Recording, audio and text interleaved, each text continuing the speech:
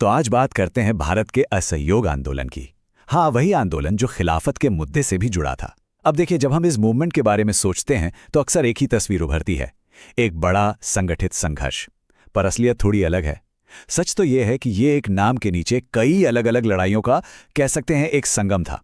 तो चलिए आज इसी दिलचस्प और थोड़ी उलझी हुई कहानी की पर्दे खोलते हैं। देखिए, इस पूरे आंदोलन की जड़ में ना महात्मा गांधी का एक बहुत ही सिंपल पर जबरदस्त आइडिया था। उन्होंने कहा कि अंग्रेजों की सबसे बड़ी ताकत उनकी फौज या तोपें नहीं है, बल्कि हम भारतीयों का सहयोग है। सोचिए, अगर हम भारतीय ही सहयोग करना बंद कर दें तो क्या होगा? तो ये पूरी की पूरी इमारत, ये ब्रिटिश राज साल भर के अंदर ताश के पत्तों की तरह ढह जाएगा। बस यही था असहयोग का मूल मंत्र। तो आज हम इस कहानी को कैसे समझेंगे? देखिए, सबसे पहले बात करेंगे असहयोग के आह्वान की, फिर चलेंगे शहरों की तरफ, देखेंगे वहां क्या हुआ। इसके बाद हम देहात के विद्रोहों को जानेंगे और फिर एक उग्र आदिवासी संघर्ष पर भी नजर डालेंगे। फिर समझेंगे कि शहरों में ये आंदोलन धीमा क्यों पड़ गया। और आखिर में सबसे जरूरी बात कि वो एक शब्द स्वराज, उसके मायने हर किसी के लिए कितने अलग थे। तो बात है जनवरी 1921 की। असहयोग खिलाफत आंदोलन की औपचारिक शुरुआत हो चुकी थी। ये पूरे देश के लिए एक पुकार थी, एक विचार जिसे अब हकीकत में बदलना था। लेकिन असली सवाल तो ये था कि देश के अलग अलग कोनों में अलग अलग तबकों के लोगों ने इस पुकार को सुना कैसे, और उससे भी ज्यादा जरूरी, समझा कैसे। तो सबसे पहले चलते हैं शहरों में, देखते हैं कि वहां क्या हो रहा था। यहां पर जो शहरी मिडिल क्लास था, उसने बड़े जोर शोर से इस आंदोलन में हिस्सा लिया। जोश एकदम हाई था और इसका सीधा असर पड़ा अंग्रेजी हुकूमत की नींव पर, यानी उनके संस्थानों पर। तो ये असहयोग असल में हुआ कैसे?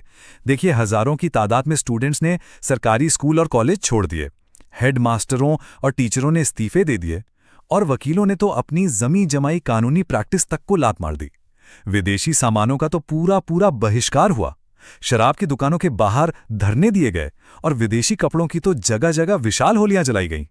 मतलब ये सिर्फ एक नारा नहीं था, ये रोजमर्रा की जिंदगी में एक सीधी कार्रवाई थी। ये अंग्रेजी व्यवस्था को हर लेवल पर एक खुली चुनौती थी।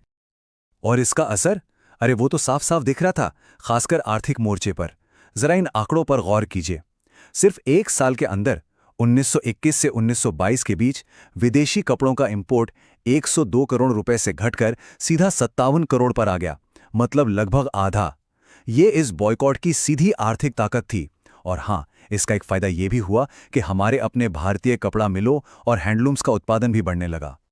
लेकिन कहानी में हमेशा एक लेकिन होता है। ये जो भागीदारी थी वो हर जगह एक जैसी नहीं थी। देखिए, ज्यादातर प्रांतों ने तो काउंसिल चुनावों का बहिष्कार किया, पर मद्रास में जस्टिस पार्टी ने ऐसा नहीं किया। ये पार्टी गैर ब्राह्मणों की आवाज थी और उन्होंने चुनाव लड़ने का फैसला किया। उनका तर्क सीधा था कि काउंसिल में घुसकर ही उन्हें वो शक्ति मिल सकती है जो उस समय आमतौर पर सिर्फ ब्राह्मणों के पास हुआ करती थी। तो ये हमें दिखाता है कि कैसे एक बड़े आंदोलन के अंदर भी छोटे छोटे समूहों के अपने हित और अपनी रणनीतियां काम कर रही थीं। तो चलिए अब शहरों की चहल पहल से निकलकर देहात की तरफ चलते हैं। यहां अवध में स्वराज की आवाज तो पहुंची, लेकिन उसका मतलब बिल्कुल अलग निकाला गया। यहां के किसानों के लिए लड़ाई सीधे सीधे अंग्रेजों से नहीं थी, बल्कि उनकी असली लड़ाई तो स्थानीय जमींदारों और तालुकदारों से थी, जो उन पर जुल्म ढा रहे थे। और इस किसान आंदोलन के नेता थे बाबा रामचंद्र। एक दिलचस्प किरदार थे तो एक सन्यासी, पर इससे पहले वो फिजी में एक गिरमिटिया मजदूर के तौर पर काम कर चुके थे। मतलब वो औपनिवेशिक शोषण का दर्द खुद झेल चुके थे और इसलिए वो किसानों के दर्द को अच्छी तरह समझते थे। वो किसानों को उन तालुकदारों और जमींदारों के खिलाफ एकजुट कर रहे थे जो उनसे भारी भरकम लगान वसूला करते थे। किसानों के गुस्से की एक बहुत बड़ी वजह थी बेगार प्रथा। अब ये बेगार क्या था? बेगार का मतलब था जबरदस्ती काम करवाना, बिना कोई पैसा दिए। सोचिए, आपको काम करने के लिए मजबूर किया जाए और आपको उसकी मजदूरी भी ना मिले।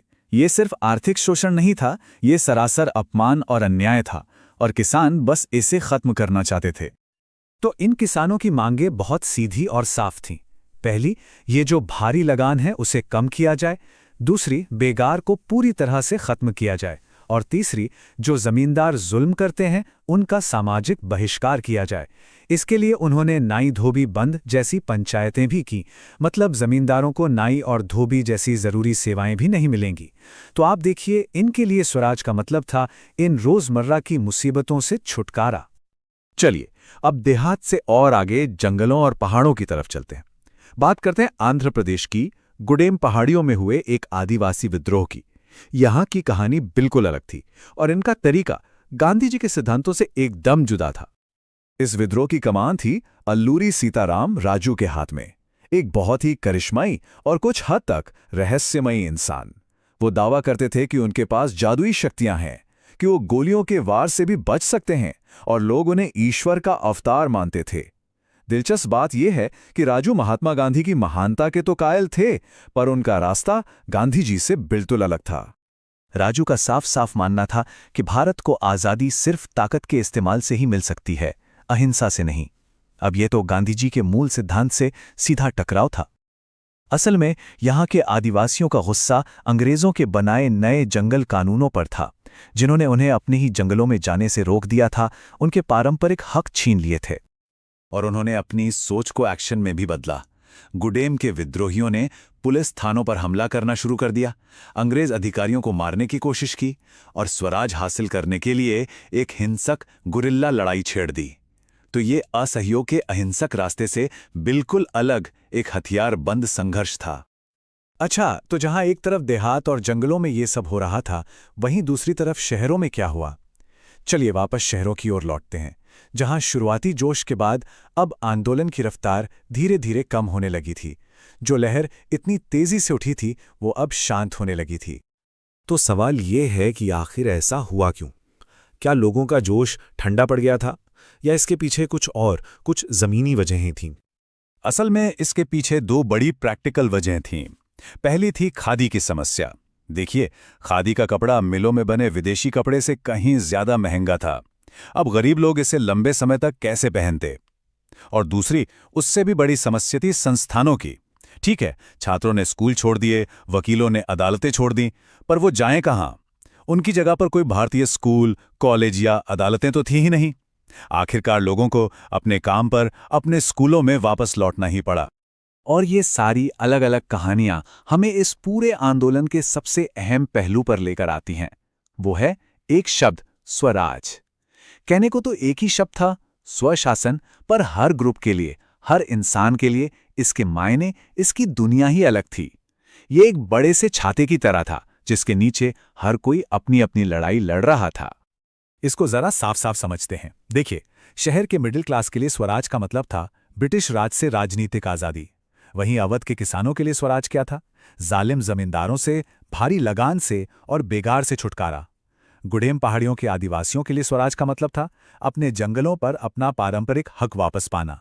और बागानों में काम करने वाले मजदूरों के लिए, उनके लिए स्वराज का सपना था उन बागानों की कैद से निकलकर अपने गांव वापस जाने की आज़ादी। तो देखिए, नाम सब गांधी का ले रहे थे, पर हर किसी के मन में स्वराज की अपनी एक अलग ही तस्वीर थी। और ये कहानी हमें एक बहुत बड़े सवाल के साथ छोड़ जाती है कि जब कोई देश आज़ादी के लिए लड़ता है, तो क्या उस लड़ाई में शामिल हर कोई एक ही चीज़ के लिए लड़ रहा होता है? असहयोग आंदोलन हमें दिखाता है कि राष्ट्र की लड़ाई असल में कई अलग अलग सपनों और संघर्षों का एक जटिल ताना बाना हो सकती है। सोचने के लिए एक दिलचस्प बात है ना? खैर, आज के लिए बस इतना ही।